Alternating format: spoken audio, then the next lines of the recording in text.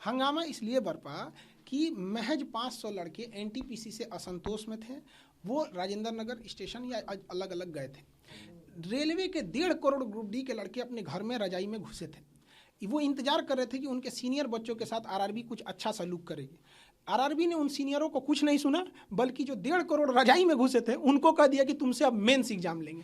बताइए 2019 में जब आप फॉर्म भराएं और कहें कि सिंगल एग्जाम होगा, और 2022 में 3 साल बाद एग्जाम के 20 दिन पहले जब आप कहिएगा 15-20 दिन पहले कि हम आपसे मेंस एग्जाम लेंगे, तो लड़का रजाई में से निकला, बिना किसी ऑर्गेनाइजेशन के, बिना किसी लीडरशिप पे चला गया। इवन पटना के डीएम साहब का भी आप स्टेटमेंट सुनेंगे, लीडरलेस है ये। इस वजह से ये हुआ। हम अकेले 1.5 करोड़ लड़कों को कितना रोकेंगे? आपके सामने हम हैं, आपने भी देखा होगा, सारे मीडिया लोग, सारे टीचर रोक रहे हैं, जो जहां है वहां रोक रहा है। सोल्यूशन क्या है? सोल्यूशन एकदम सिंपल सा है। जो नोटिफिकेशन में आरआरबी ने कहा था एनटीपीसी के लड़कों के लिए कि हम 20 गुना रिजल्ट देंगे, आप 20 गुना यूनिक नंबर दे देंगे, खत्म हो जाएगा। ग्रुप डी को कहे थे कि हम सिंगल एग्जाम लेंगे, सिंगल एग्जाम में चला जाएगा। बाकी 1.5 करोड़ लड़कों को अगर कोई उम्मीद करेगा कि एक शिक्षक, या शिक्षक कितने होते हैं? कम होते हैं, स्टूडेंट ज़्यादा होते हैं। एक माँ से पैदा हुए 4-5 लड़कों में अलग अलग भिन्नता आ जाती है। तो स्टूडेंट जो आते हैं अलग अलग गांव जिले से आते हैं, उनकी स्वभाव अलग अलग होते हैं। प्रोटेस्ट में भीड़ किसी का नहीं होता है। तो ये थोड़ा सा आरा में जो घटना हुई स्टूडेंट ने किया, वो गलत किया। हम स्टूडेंट को भी कहते हैं कि अगर इस तरह से काम करेंगे तो कोई भी शिक्षक आपके साथ नहीं रहेगा। हिंसा कहीं से भी स्वीकार नहीं है, ये गलत है। काफ़ी बड़ी हिंसा हुई, ट्रेन में आग लगा दी गई, इंजन में आग लगा दिया गया।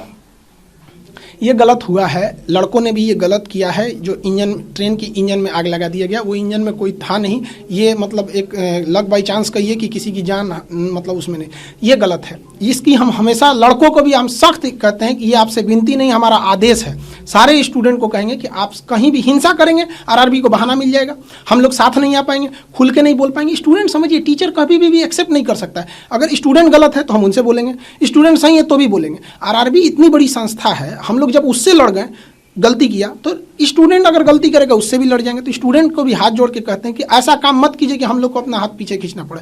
हम आप ही लोग को बचा रहे हैं, प्रशासन का भी हम लोग सहयोग ही कर रहे हैं। डायरेक्ट या इनडायरेक्ट रूप से आपका आरोप है कि आपने प्रोवोक किया लोगों? नहीं, हमारा पे ऐसा कुछ नहीं। हम समझा रहे हैं लोगों को, हम तो बाहर भी नहीं निकले हैं।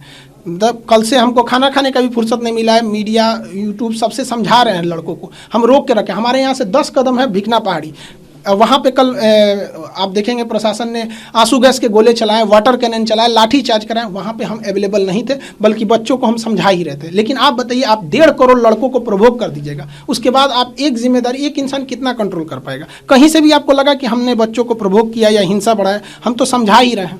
रेलवे ने स्टेप लिया है, पेपर कैंसिल कर दिए गए हैं, जांच कमेटी बिठा दी है।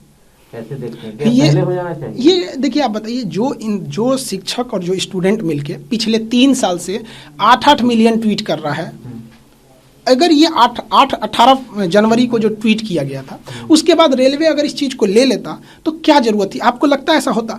आप अचानक, जैसे मान के चलिए रेलवे को मेंस जोड़ना भी था, तो धरातल पे हम रेलवे को भी एक नसीहत देते हैं। आप एक बार प्रेस कॉन्फ्रेंस करते हैं कि ऐसा विचार किया जा रहा है, तो लड़कों में धीरे धीरे सहनशीलता आती।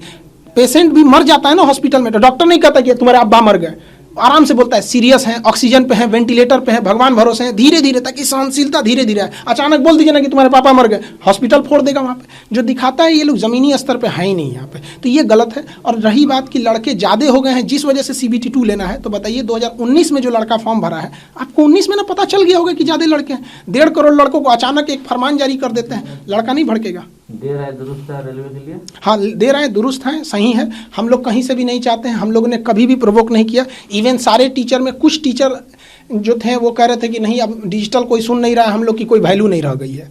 तो स्टूडेंट भी आगे बढ़ने लगा।